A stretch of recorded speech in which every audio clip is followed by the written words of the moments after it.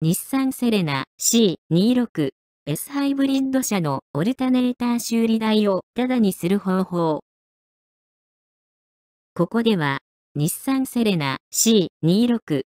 ハイブリッド車のオルタネーターが故障してしまい、すでに自費で修理した人が、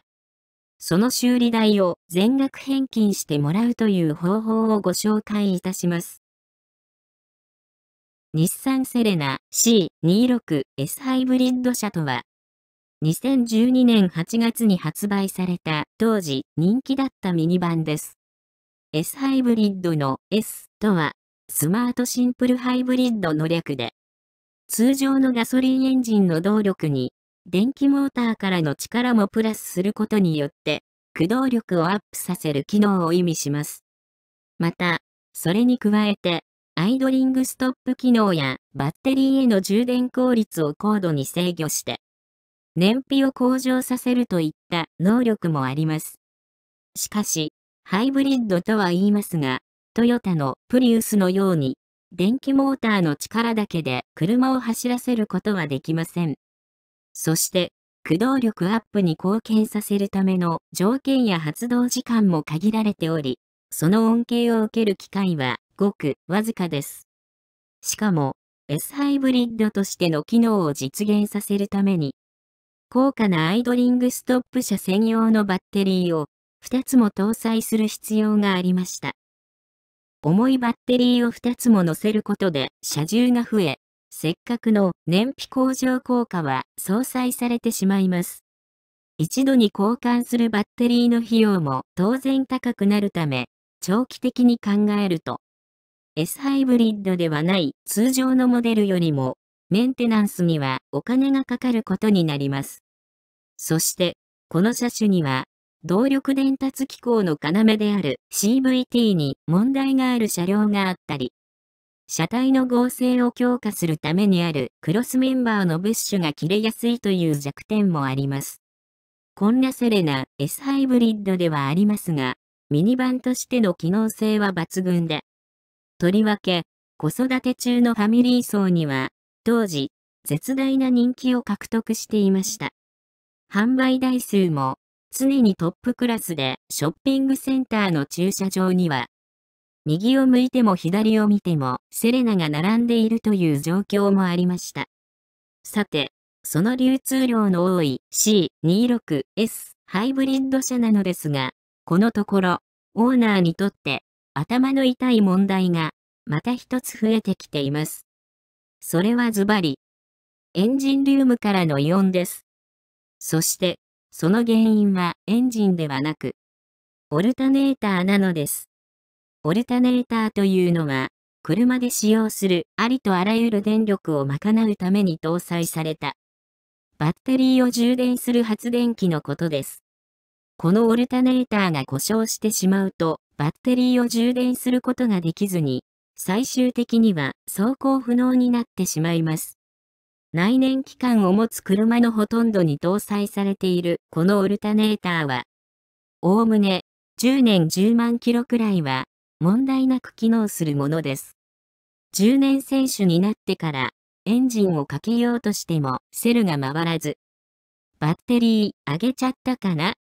と、バッテリーを新品に交換して、しばらく走ってから、一度エンジンを止めてから、またセルを回そうとしてもかからない。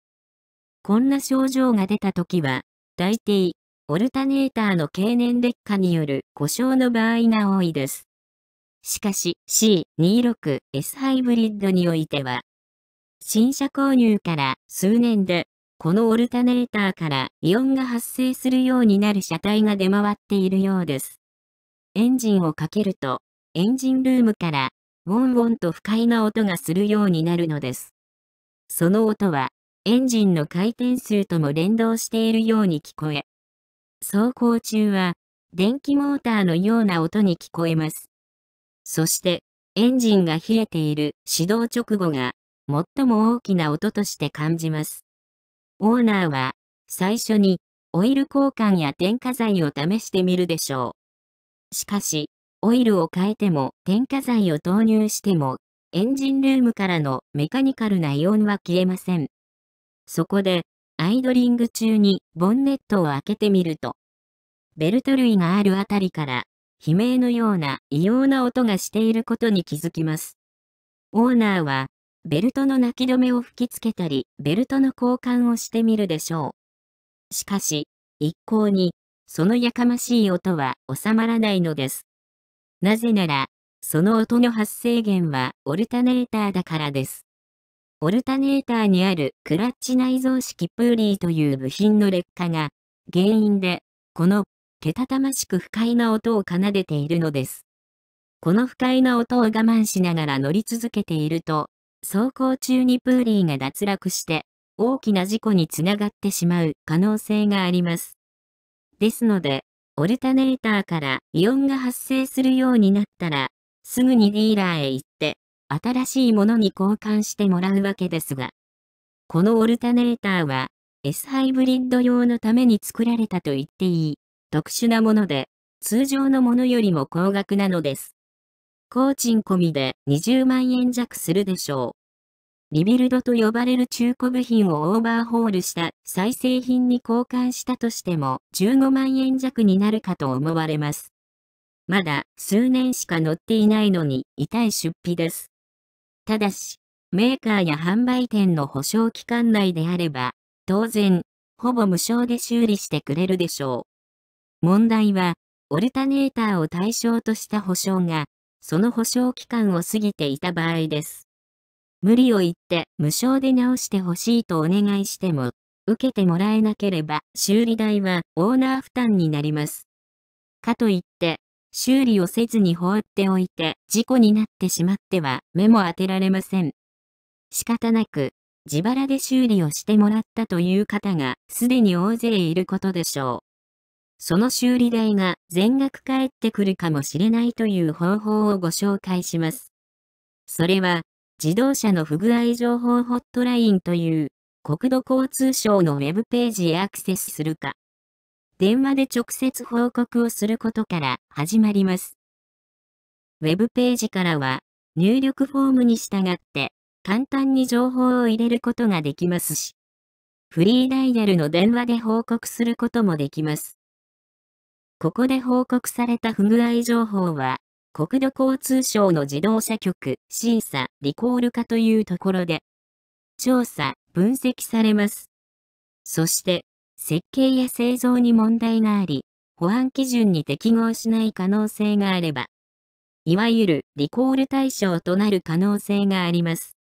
その場合、すでに自腹で修理してしまった後でも修理代金が返還されるケースがあるのです。そのためには、まず、同じ症状を抱えていた多くの人が、国土交通省の自動車の不具合情報ホットラインへ報告をして情報を蓄積させる必要があります。自動車の不具合情報ホットラインは、スマホやパソコンで検索すれば簡単に見つけることができます。該当する人は、すぐにでも報告作業を行った方がいいでしょ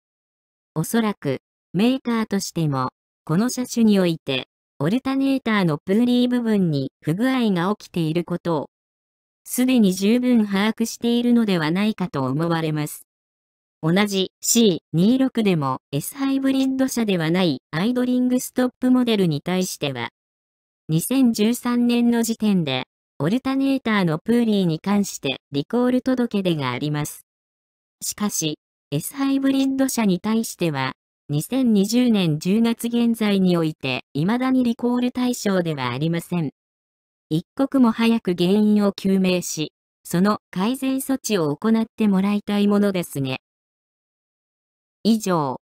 日産セレナ C26S ハイブリッド車のオルタネーター修理代をタダにしてもらうという方法をご紹介いたしました。皆様の安全なカーライフを応援しております。ご視聴ありがとうございました。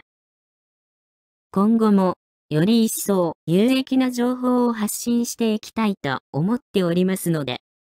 よろしければチャンネル登録をお願いいたします。それではまたお会いしましょう。ご視聴ありがとうございました。